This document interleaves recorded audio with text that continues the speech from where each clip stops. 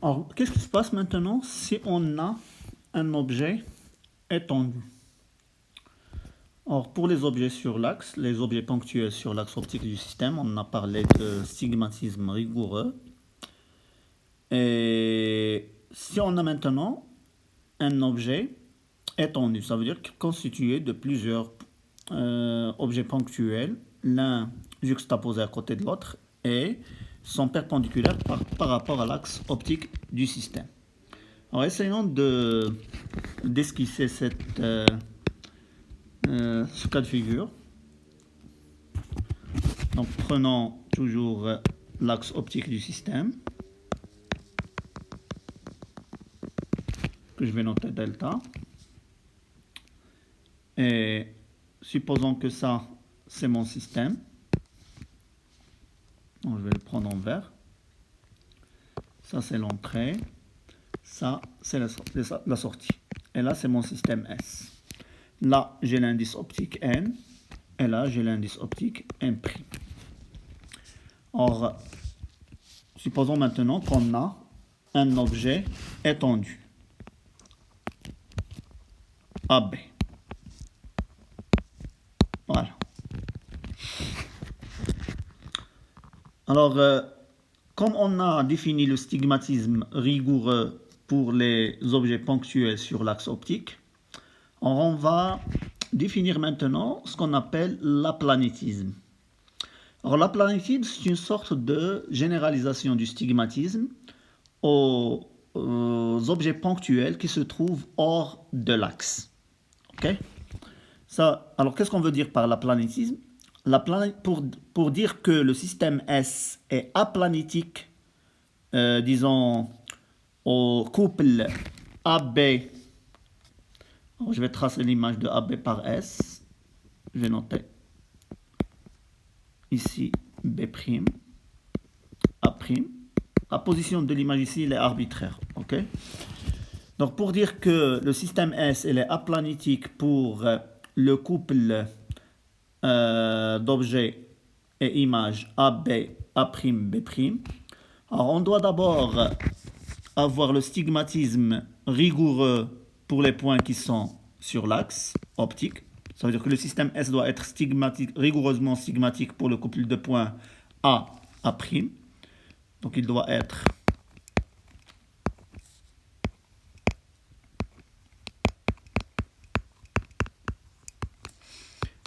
rigoureusement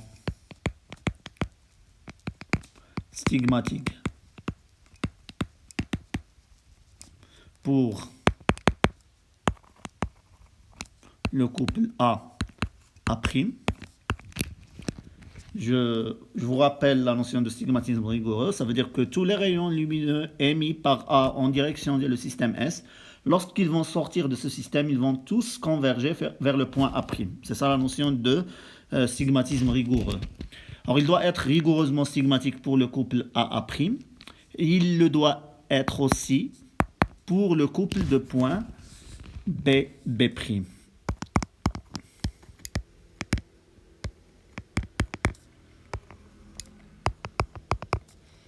Être rigoureusement stigmatique pour B'.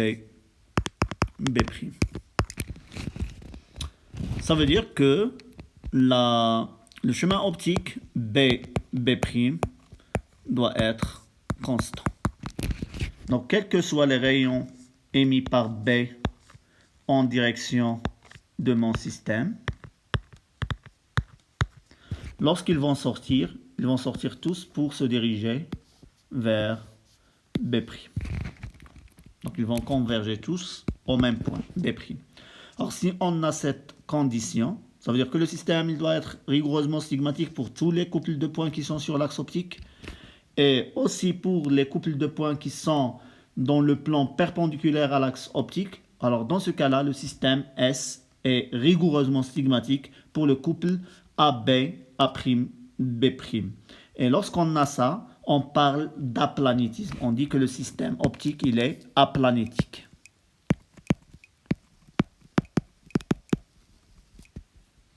Ok.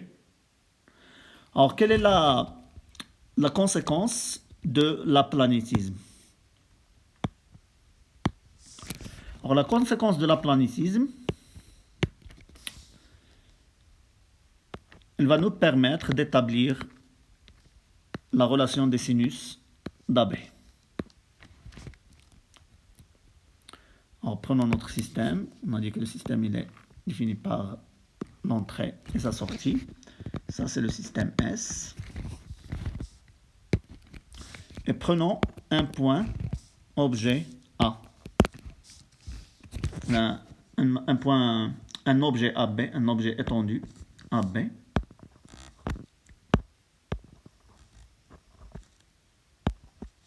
Voilà, AB. Alors, prenons les rayons lumineux émis par A et B en direction du point d'incidence I. Donc, j'aurai ce rayon lumineux et celui-là. Voilà.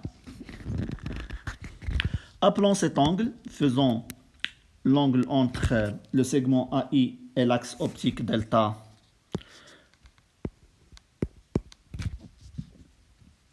Appelons-le U. Voilà.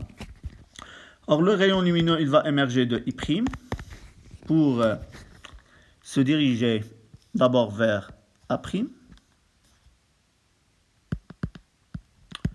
Et le deuxième rayon émis par B va sortir toujours de I' pour se diriger vers B'. Et appelons maintenant l'angle entre l'axe optique et le segment I'A', on va l'appeler U'. Alors maintenant, écrivons les conditions de appliquant les conditions d'aplanisme au couple AB, A'B'. Alors pour que le système S soit aplanitique pour ce couple d'objets, pour le couple objet-image, AB, A'B', il doit être rigoureusement stigmatique pour le couple AA' et rigoureusement stigmatique pour le couple de points BB'. Ce qui se traduit mathématiquement par le fait que le chemin optique A' doit être constant et B' doit être aussi constant. Or, rappelons qu'au niveau de le milieu d'incidence, on a l'indice optique N et au niveau du milieu d'émergence, on a l'indice optique N'. Alors, explicitons maintenant l'expression du chemin optique AA'. Alors AA', ça s'écrit N AI.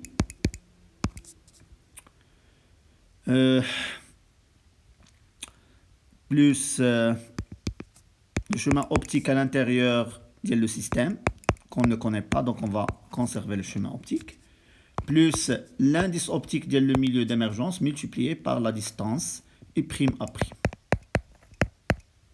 Voilà. Ça, il est égal à constante. Alors la même chose, explicitant l'expression du chemin optique BB'. Donc j'aurai NBI plus I'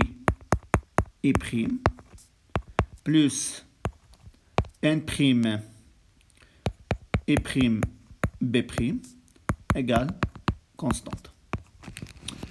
Or, les deux chemins optiques sont constants, ça veut dire que leur différence elle est aussi constante. Si je prends AA' moins B', j'obtiens aussi une constante. C'est bon?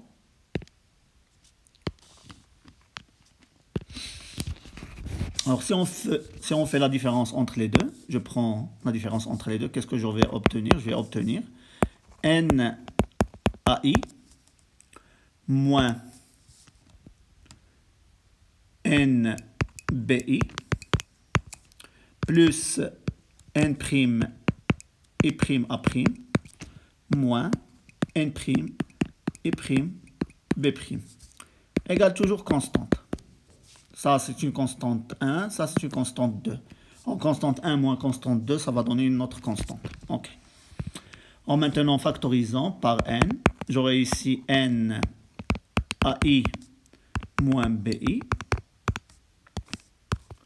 plus n prime I prime A prime moins I prime B prime égale constant. Alors maintenant, ici, on essaie d'évaluer la distance entre deux segments qui ne sont pas collinéaires. Alors pour faire,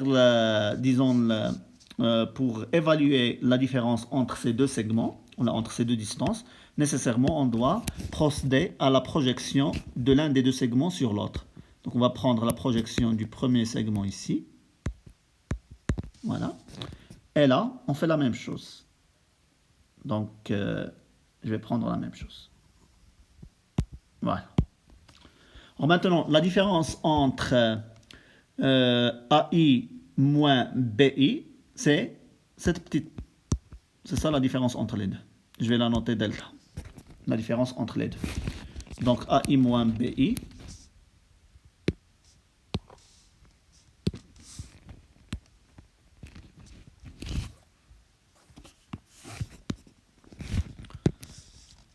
AI moins BI, elle est égale à delta. Et de l'autre côté, j'aurai I prime A prime moins I prime B prime égale moins delta prime. Parce que vous voyez bien ici que le segment I prime B prime, il est supérieur au segment I prime A prime.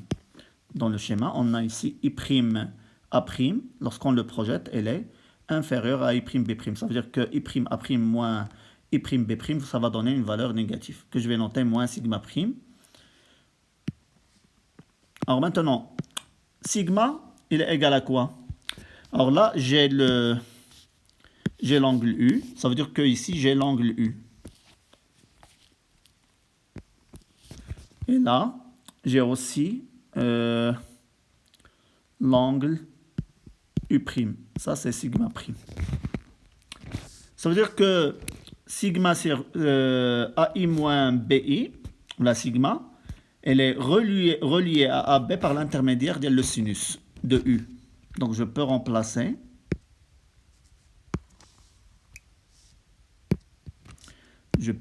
cette expression, toute cette expression par, ça va donner N AB sinus de U. Et cette expression-là, avec un signe moins ici, ça va donner N', A', B', sinus de U'. Le tout égale constante. Alors maintenant, ce qu'il faut faire, c'est déterminer la valeur de cette constante. Alors comment on va faire? Alors cette expression, elle est vraie, quel que soit l'angle d'incidence et l'angle d'émergence, U et U'. Alors on va prendre un cas particulier, lorsque le rayon lumineux émis par l'objet AB, par A, coïncide avec l'axe optique du système. Ça veut dire avec un angle d'incidence nul. Donc je vais prendre le cas particulier, K où U égale à 0. Alors dans ce cas-là, nécessairement, on a dit que le rayon lumineux, lorsqu'il coïncide avec l'axe optique, il n'est pas dévié, ce qui implique que U' il est égal à 0. Et par conséquent, on a N, je m'excuse, on a NAB sinus de 0, c'est 0, moins N'A'B' sinus de 0, c'est 0, ça veut dire que la constante, elle est égale à 0. D'où la relation des sinus d'AB. NAB sinus de U égale N'A'B' sinus de U'. Voilà. Ça, c'est la relation des sinus d'AB. Alors, on tire de cette relation une grandeur très importante pour les systèmes optiques. on va tirer la notion de grandissement.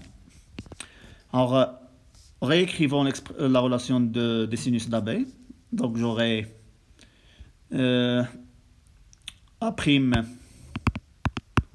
B' sur AB égale N sur N', sinus de U sur sinus de U'. Alors la grandeur A'B' sur AB, c'est ce qui définit le grandissement transversal, qu'on va noter GT. On peut aussi le noter gamma, c'est la même chose.